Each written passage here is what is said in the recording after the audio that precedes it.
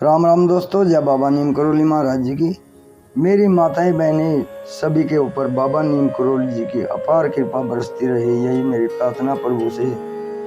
दोस्तों, आज मैं बाबा नीम करोली जी की शरण में बैठकर बाबा जी द्वारा दिया गया एक अद्भुत संदेश, उनके बाबा जी द्वारा दी गई एक प्रेरणा आपको सुनाता हूँ। बाबा नीम करोली जी ने कहा है, किसी के आँख ही नहीं है जो मुझे पहचान सके, केवल सभी स्वार्थ से मुझसे मिलने आते हैं, कुछ ना कुछ मांगने आते हैं और मुझे अशांति हो जाती है।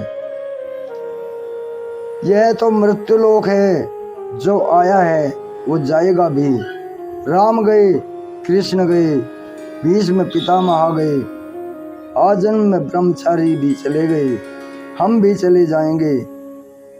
राम काज कीने बिनो मोही कहाँ विश्राम, मैं कहाँ जा रहा हूँ, मैं तो यहीं हूँ। मैं कहाँ गया हूँ, मैं तो यहीं हूँ, मेरा तो सारा विश्व है। हजारों लाखों करोड़ों लड़के हैं मेरे, बिना सारे विश्व को अपना समझे कोई साधु नहीं हो सकता।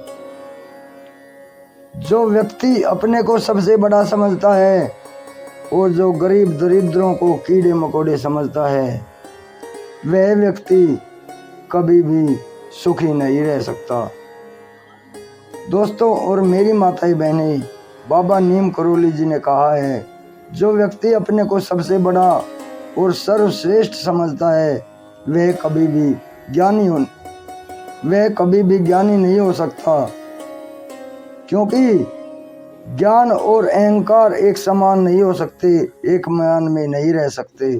अतः अहंकारी व्यक्ति ना तो कभी ज्ञान प्राप्त कर सकता, ना ही वो परमेश्वर को प्राप्त कर सकता।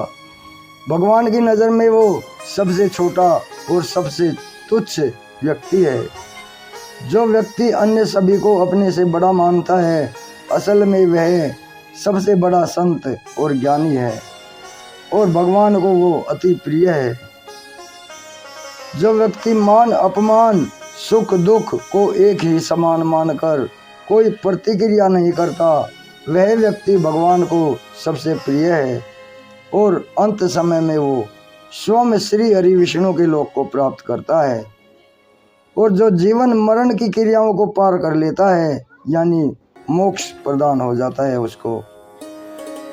दूसरों पर अत्याचार करने वाला व्यक्ति अंत समय में कष्ट भोगता है और परलोक में भी नरक की अनेक यातनाएं भोगनी पड़ती हैं। जो व्यक्ति भगवान को कभी नहीं भूलता है, उसे कोई कष्ट ज़्यादा देर तक नहीं हो सकता। और जो व्यक्ति अपना सब कुछ भगवान को समर्पण करके जीवन व्यतीत करता है, उसके सभी कार्य भगवान स्वयं पूर्ण कर देते हैं।